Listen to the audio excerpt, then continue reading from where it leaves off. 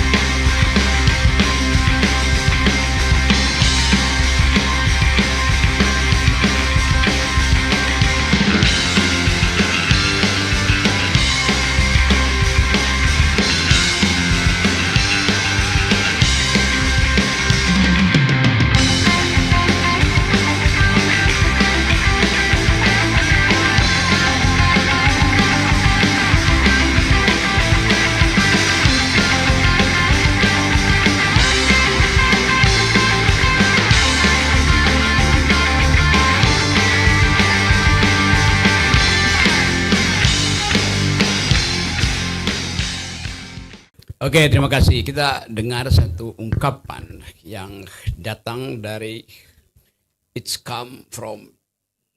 dari hati seseorang yang selama ini memendam kepedihan karena partainya justru dirusak oleh kadernya sendiri. Kan itu sesuatu yang sangat eksistensial, goresan di situ tuh.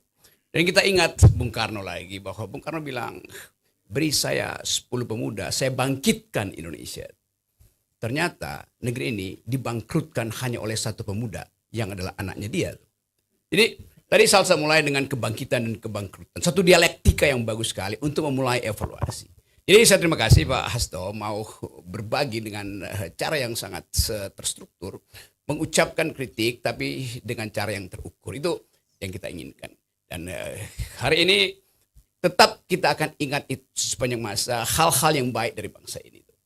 Bung Karno membangun jembatan kemanusiaan dari Asia sampai Afrika di konferensi Asia Afrika tahun 55. Itulah satu-satunya monumen yang membuat bangsa ini dihormati di dunia. Itu dasarnya.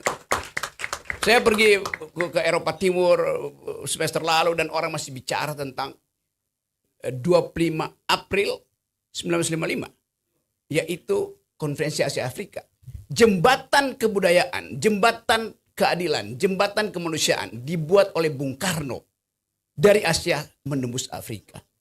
Sementara seseorang yang mengaku tetesan Bung Karno, dia hanya membuat jembatan penyeberangan dari istana ke rumahnya.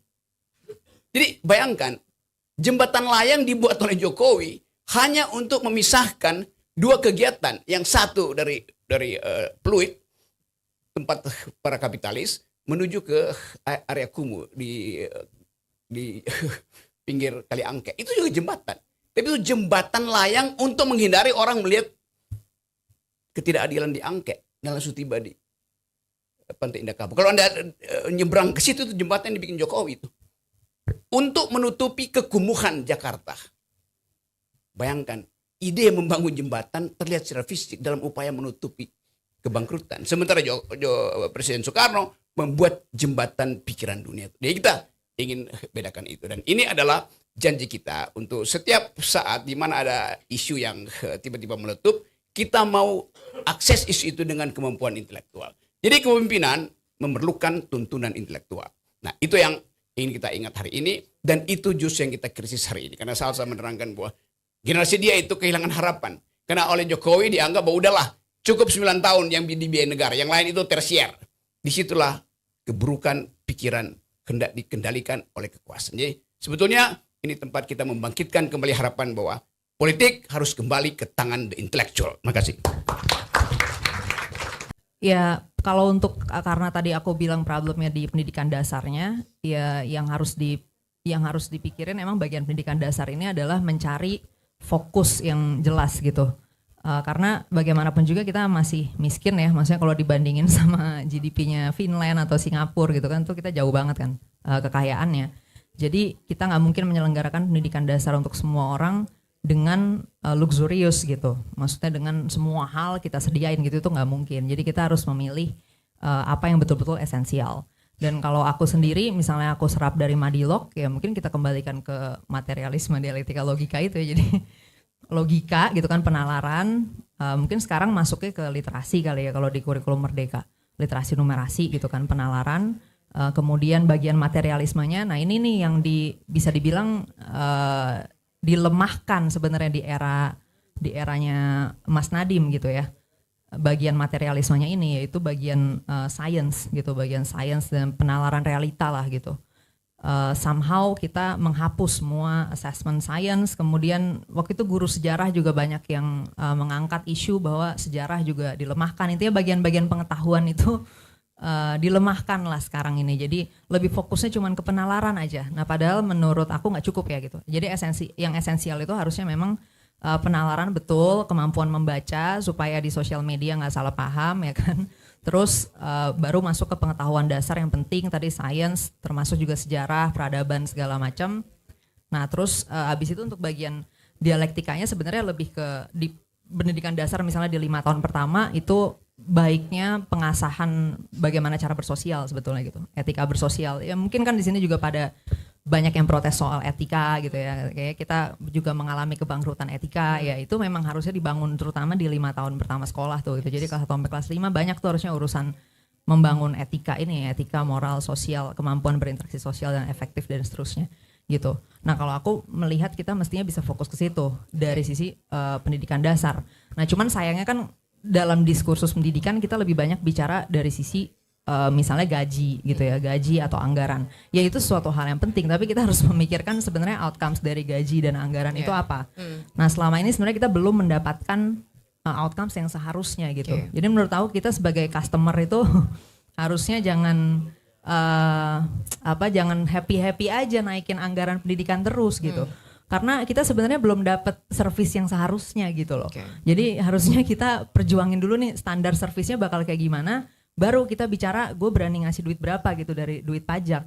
Yang selama ini terjadi tuh kita cuman naikin anggarannya doang nih gitu. Anggaran pendidikan dasar, pendidikan tinggi, riset, kita mau naikin, tapi kita nggak bicara soal yang di deliver tuh apa sebenarnya.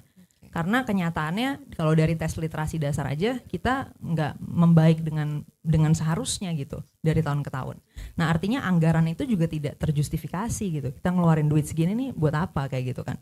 Nah itu sih diskusi yang harus dibicarakan lebih banyak. Karena aku ngerasa diskusinya selama ini hanya berputar dari sisi bagaimana kita bisa punya duit lebih banyak untuk gaji dosen yang tinggi atau gaji guru yang tinggi, atau memurahkan harga pendidikannya gitu kan, misalnya biaya UKT-nya kita turunkan segala macam. Tapi kita nggak bicara soal ketika anak-anak kuliah mereka dapat apa di kampus gitu. Sedangkan kalau kita lihat hasil dari pendidikan tinggi kita juga banyak yang nggak mencapai standar yang seharusnya dari hasil pendidikan tinggi gitu loh. Nah berarti kan bagian prosesnya ini harus dicek ya gitu, gimana nih supaya hasilnya tuh bisa sesuai dengan yang dibutuhkan dari yang namanya pendidikan dasar ataupun pendidikan tinggi. Bukan cuman kita naikin doang anggarannya, nyubsidiin terus gitu kan, lebih banyak orang masuk ke sekolah atau kampus tapi sebenarnya mereka nggak mendapatkan kualifikasi yang seharusnya mereka dapat dari situ gitu sih. Boleh kasih tepuk tangan dulu untuk Kania. Ini hanya satu buku yang coba Kania dan kawan-kawan populerkan, tapi cara pandang Kania melihat detail perkara di negeri ini gitu ya, baik di pendidikan, apalagi tadi soal SDM gitu ya, cukup tajam gitu, karena ada vision yang dia yang ngedrive Kania dan kawan-kawannya untuk menilai dan mendeteksi kejahatan dan apa yang sedang terjadi sebagai sebuah realitas begitu. Mungkin terakhir nanti ada tanya jawab ya?